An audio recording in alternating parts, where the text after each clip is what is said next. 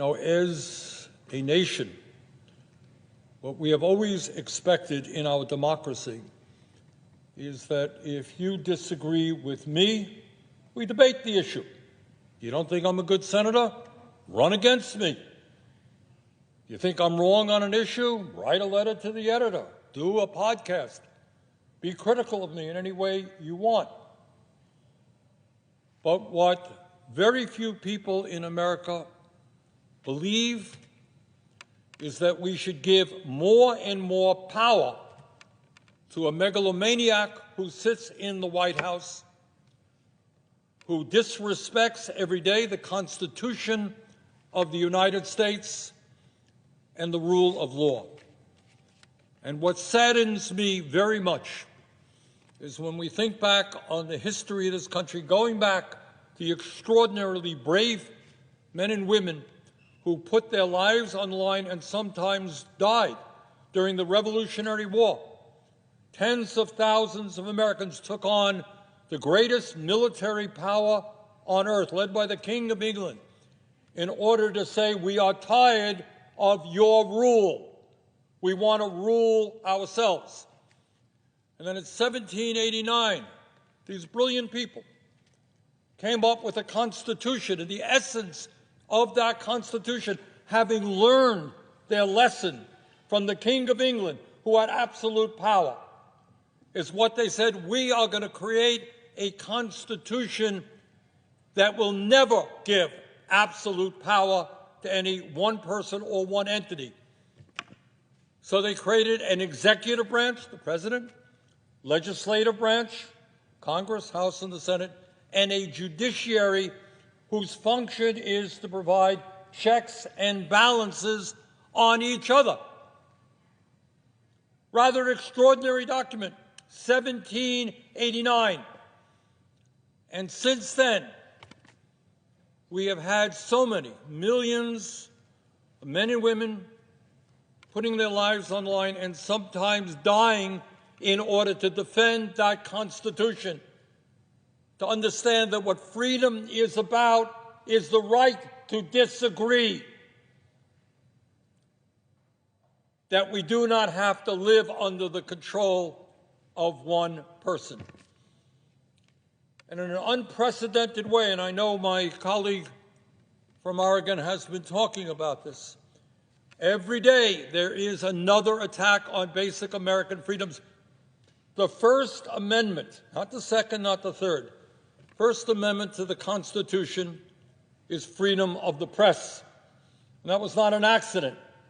They understood that in order to maintain a free society, you had to have the right of people to express their point of view, to write what they wanted to do, to rally people around their point of view. And yet we have, in an unprecedented way, a president who has sued one major media after another, ABC, CBS, Meta defunded PBS, defunded the NPR. This is a president who does not want to be criticized. Well, guess what, Mr. President? In a democracy, you will be criticized. I will be criticized. Senator from Oregon will be criticized. That is what a democracy is about. And if you don't like criticism, get out of the White House. Get out of politics. We're not going to sit back and allow one media after another, intimidated, frightened that if they stand up tomorrow and run a story critical of the President of the United States, oh my God, they may be sued. And you got an FCC chairman, I think, I say to my friend, during the Jimmy Kimmel episode, was now threatening to rescind licenses of networks if the White House did not like some of the content that was coming out. That's not the America that we love, not the America that we are prepared to defend. But it's not just the media. You got a president who was suing law firms. And what was the crime of these law firms? What did they do that was so terrible? Well, they had clients who went to court against the president. Gee, last that I heard, that's what happens in a country. You know, people go to court. And we don't then try to blackmail and intimidate law firms by saying, we're going to sue you. You better not have clients who are going to attack me. We have a president now who's going to war against universities, trying to break freedom of speech, freedom of dissent on college campuses. You stand up, you protest, hey, we're going to take away money from you. We don't like the content of your courses. We don't like your teachers, your faculty, the president of the university. Your views on Gaza? Sorry, you're not going to get federal funding. We have a president who's usurping the powers of the United States Congress. Every fourth grader understands Congress has the power of the purse. President, if he likes it, signs the bill. But when you sign that appropriations bill, that money goes out. You don't have the right to say, oh, California, New York, Vermont, you voted against me. You ain't going to get the money that was appropriated. That is not what this country is about, and it is not what the Constitution is about. A few minutes ago, Senator Blunt Rochester asked, I thought, a pretty profound question, and that is, what is the relationship between authoritarianism and the healthcare crisis that we're in right now? And as the senator from Oregon has mentioned, when Trump was inaugurated, sitting right beside him, right behind him, were the three wealthiest people in the world. Remember that, the senator from Oregon? It was Mr. Musk, Mr. Bezos, and Mr. Zuckerberg. And right behind them was some 14 or 15 other billionaires. Oh, there's, all right, thank you, Senator. All right, there's Mr. Zuckerberg, Mr. Bezos, Mr. Musk, and a couple of other billionaires there as well. And I was thinking, I was at the inauguration, kind of up front, and as I listened and I saw what was going on, heard Trump's speech, I was thinking about Abraham Lincoln in Gettysburg and one of the pivotal battles of the Civil War to end the abomination of slavery. And Lincoln gets up a few days, I think, after that terrible war, blood still on the ground. And he says to the American people, a few days after that battle, he said, these brave soldiers, in so many words, did not die in vain. Because they died in order to maintain a government of the people, by the people, and for the people, not as Trump would have us, a government of the billionaire class, by the billionaire class, and for the billionaire class. And when Senator Blunt Rochester asked the question, what is the connection between authoritarianism and health care? Well, I'll tell you what the connection is. Right now, under the Trump administration, the billionaire class has never, ever had it so good. These guys, sitting right behind Trump and his organization, are now combined hundreds of billions of dollars richer. They donated to Trump's campaign. They've given him gifts since.